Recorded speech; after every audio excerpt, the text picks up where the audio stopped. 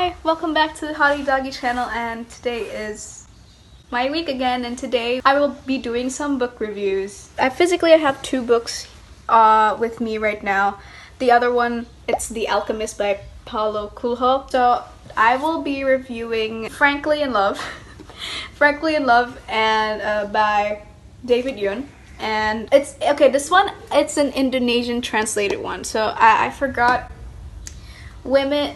Woman at Point Zero, I'm sure. I don't know. Fun fact, this was one of the required books for Indonesian class this year.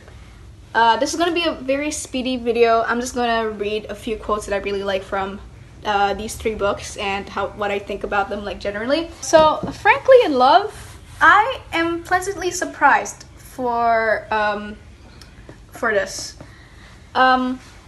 Because I'm not a big fan of YA novels. The ones that are done very good are very good.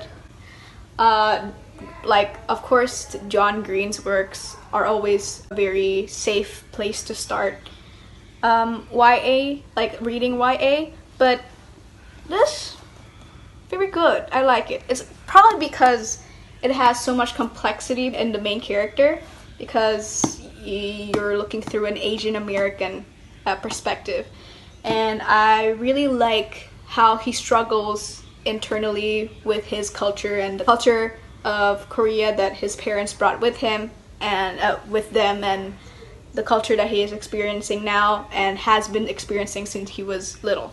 One of my favorite quotes is actually at the end. Let me see. Okay. We all sat together in a strange room eating strange food. It was a phantom party in a dream. No one had changed. No one had started dating anyone new. Everyone looked the same. But still, all of us were different now.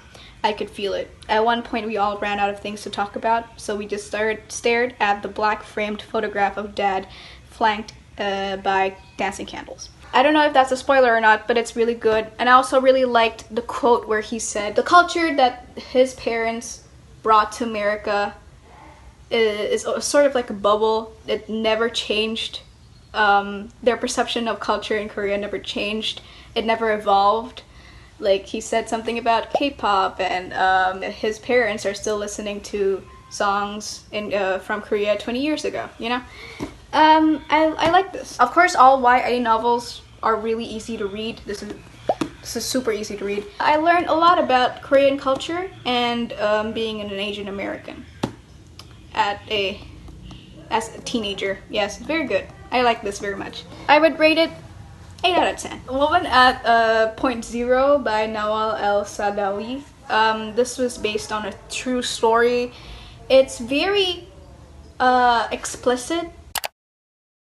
It tells about a story of a woman who is constantly subjected to sexual harassment, abuse from men, and how society perceives her work, her line of work, which is prostitution. I haven't read the English translated one, but I feel like it'll be a little more impactful, I think, because even though Indonesian is my first language, I think they mellowed it out a bit. Yeah, I feel like with English, it's going to be way more descriptive.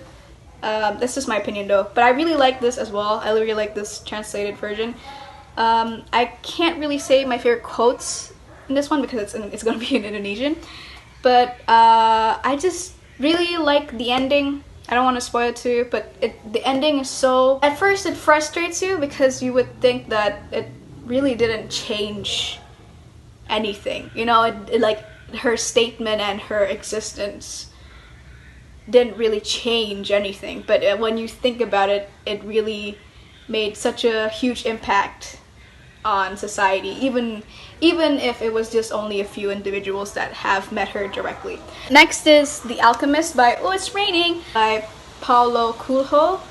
I have a lot of favorite quotes from this book because it's like a very philosophical based book. Like, it's an adventure fantasy kind of stuff, and even though it's centered in reality, it's centered in Earth has very much fantasy elements incorporated into it. The main character talks to the sun or wind. It's super nice that it's centered in Earth, because these characters, you sympathize with them because all these characters are probably people you've met before or known, just like from their personalities and from their experiences. I think my favorite character was the glass shopkeeper. I think that was my favorite character because, I don't know, I've known a lot of people like him, and who has this ideology of, you know, waiting around and hoping for the best, even though things look bleak and they probably won't get there anyways, but they still are hopeful and optimistic, even though they don't really show it. One of my favorite quotes, probably, I'm pretty sure I'm not reciting this correctly, but when you want something, the universe will conspire to help you achieve it. I love this book especially because it's one of the more optimistic outlooks and philosophies in life. I've half read 15 Minutes by the same author, but the tonal shift from The Alchemist and 15 Minutes is it's very wide. There is a consistent writing style, and it isn't as easy as, you know, reading these two books, but it's really worth reading it and interpreting it the way you would want to, because it's great.